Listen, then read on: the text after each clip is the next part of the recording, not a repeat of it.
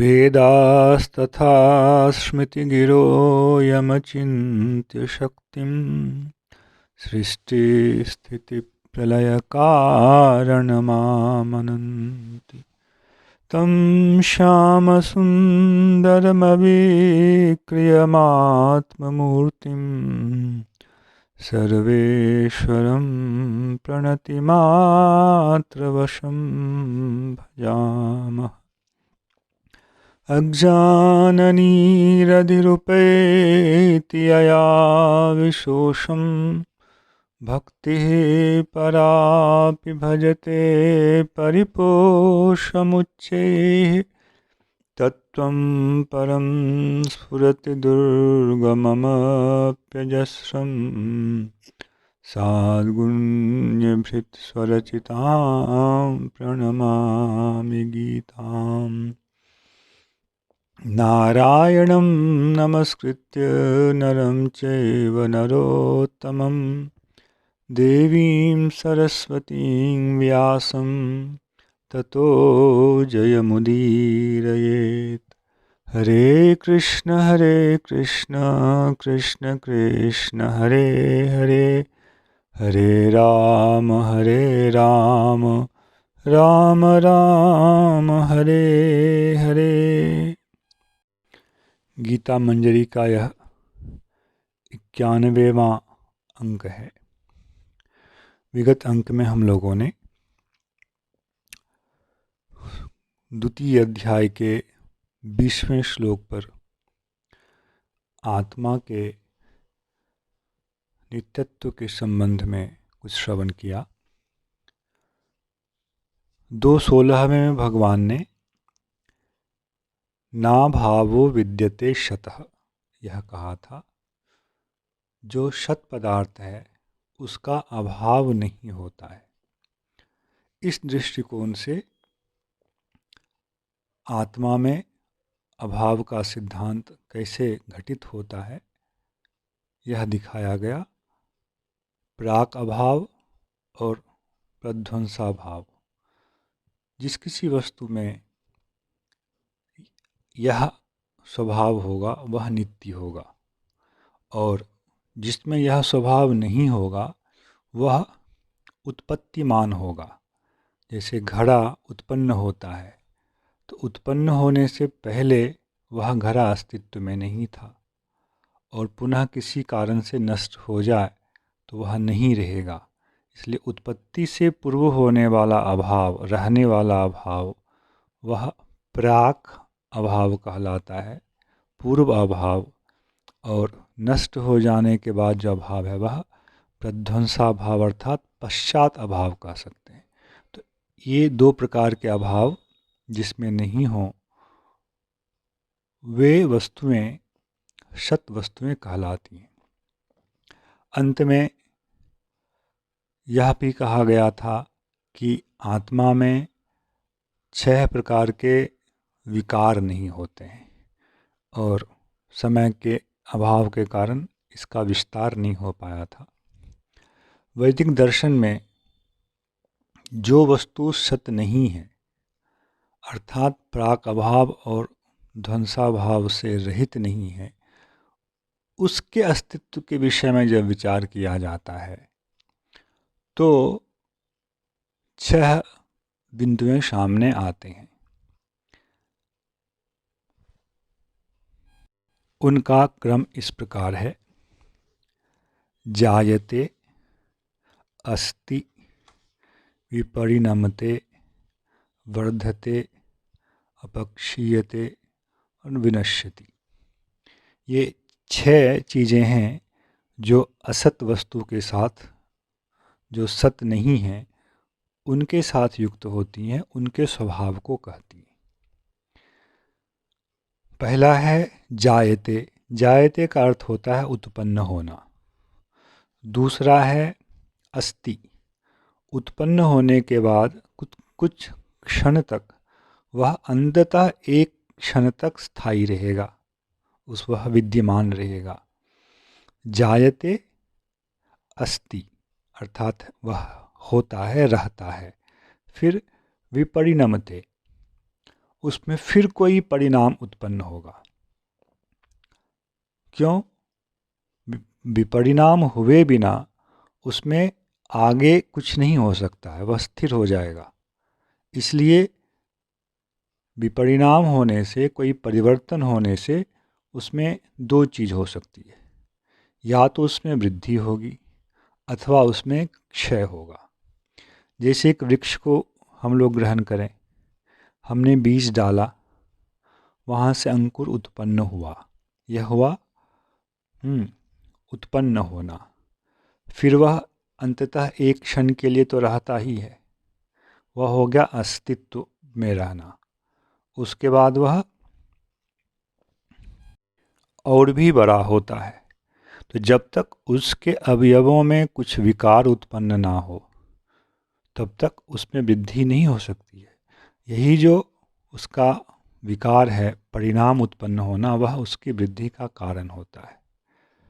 फिर वह बहुत इस तरह से बढ़ते बढ़ते बहुत बड़ा हो जाता है और फिर एक समय आता है वह क्षीण होना शुरू हो जाता है और हम कुछ भी ना करें तो कालक्रम में वह धीरे धीरे धीरे नष्ट हो जाएगा। छोटे पौधे हों तो जल्दी, बहुत बड़ा वृक्ष हो तो भी वह क्षीण होगा, भले वह 1000 साल में हो, और अंत में वह नष्ट हो जाता है, हम लोग उसे नहीं देख सकते। तो ये 6 अवस्थाएं असत वस्तु के साथ युक्त होती हैं, जिसकी नित्य सत्ता नहीं है। उत्पत्ति होना, विद्यमान रहना, परिणाम युक्त होना, वृद्धि को प्राप्त करना, क्षीण होना और अंत में विनाश को प्राप्त हो जाना। किंतु यह आत्मा असत नहीं है, यह देही असत नहीं है, यह सत पदार्थ है। और भगवान ने कहा सत का अभाव नहीं होता है। तो जिसमें ये दो प्रकार के अभाव ना हो, प्राक अभाव और पश्चात अभाव अर्थात प्रध्वंसाभाव, वे नित्य होते हैं और उनमें ये 6 अवस्थाएं नहीं होती हैं। इसको यदि हम गहराई से हम देखें तो इस सिद्धांत को पूरे श्लोक पर भी घटित किया जा सकता है कि किस प्रकार आत्मा में 6 प्रकार के भाव विकार नहीं हैं। पहला भगवान ने कहा ना जायते, अर्थात यह उत्पन्न नहीं होता, अर्थात पहला जो विकार था उत्पत्ति वह इसमें नहीं है।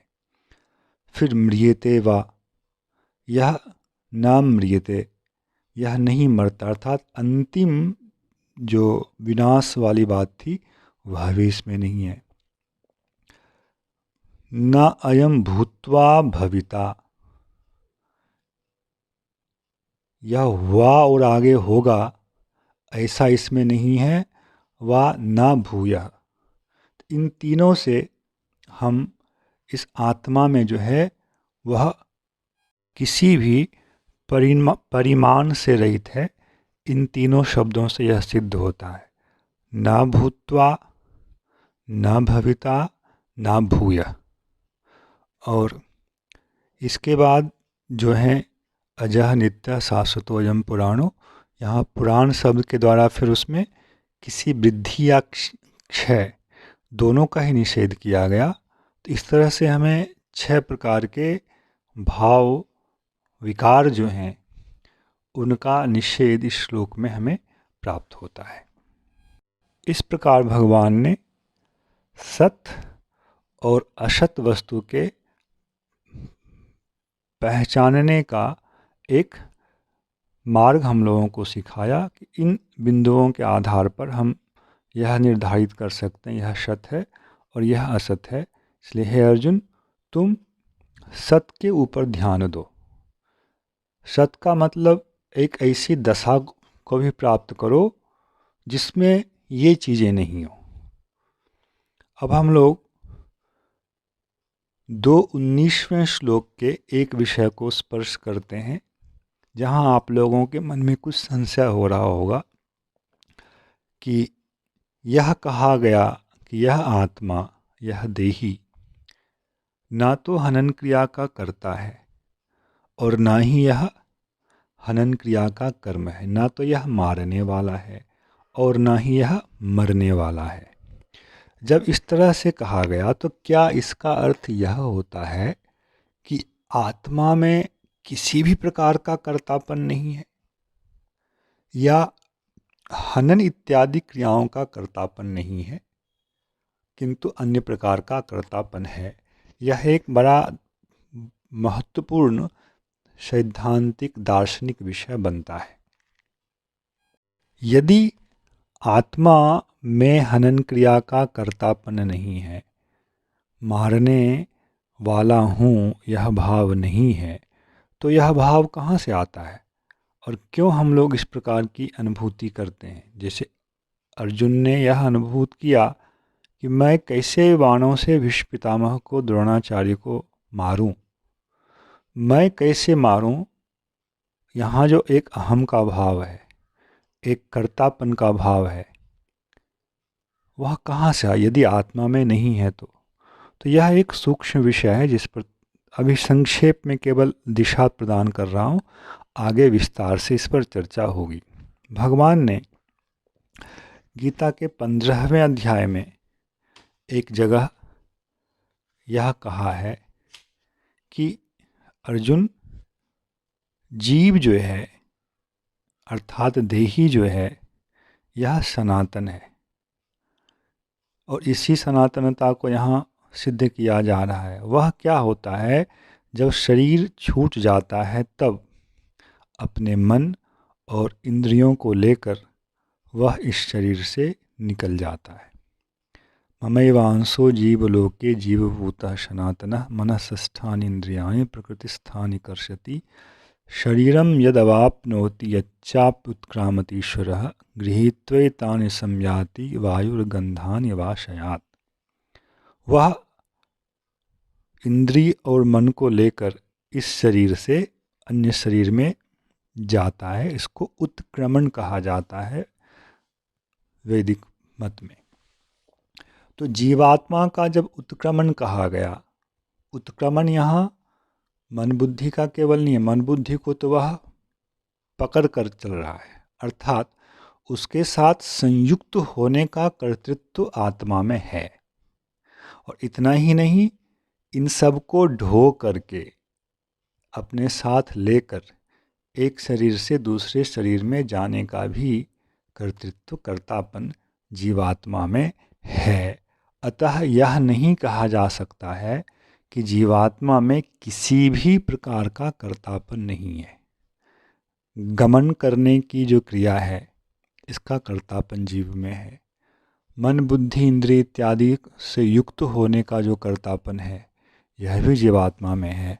और इतना ही नहीं, इसी 2:19वें श्लोक में जो कहा गया है, उभौ तौ न विजानीतो नायम हन्ति न हन्यते, तो यह जो वे दोनों ही नहीं जानते हैं, जो इसे हनन क्रिया का कर्ता समझने वाले हैं और हनन क्रिया का कर्म समझने वाले हैं, वे दोनों ही नहीं जानते हैं। तो यह जो जानना रूपी कर्म क्रिया है, इस क्रिया का कर्तापन इसी श्लोक से जीवात्मा में सिद्ध होता है। अतः इसका यह अर्थ नहीं है कि जीवात्मा में किसी भी प्रकार का कर्तापन नहीं है। जीवात्मा में कर्तापन है, वह सूक्ष्म शरीर को लेकर इस देह से, स्थूल देह से निकलकर अन्य शरीर में जाता है और अंत में सुख दुख का जो अनुभव है वह यह जीवात्मा ही करता है। सुख का ज्ञान होना, दुख का ज्ञान होना, यह जो है जीवात्मा ही करता है। इसको भगवान ने 13वें अध्याय में श्लोक संख्या 20 में कहा है। कहीं कहीं 13वें अध्याय का 21वां श्लोक भी हो जाता है, क्योंकि 13वें अध्याय में एक संख्या श्लोकों का जो है वह किसी की दृष्टि में अधिक होता है। कार्य कारण कर्तृत्वे हेतु प्रकृति रुच्यते पुरुषः सुख दुखानां भोक्तृत्व हेतु रुच्यते। सुख और दुख का जो भोक्तापन है, का भोग करना जो है, यह कर्तापन जो है पुरुष में होता है, जीवात्मा में होता है, यह भगवान ने स्वयं कहा है। अतः यह नहीं सोचना चाहिए कि जीवात्मा में किसी भी प्रकार का कर्तापन नहीं है। भगवान ने जो यहाँ हनन क्रिया का कर्तापन नहीं है इसका निषेध किया है, उसका सूक्ष्म भाव अलग है, जिस पर हम लोग आगे किसी अध्याय में जाकर चर्चा करेंगे। जय श्री कृष्ण। हरे कृष्ण कृष्ण कृष्ण हरे हरे, हरे राम राम राम हरे हरे।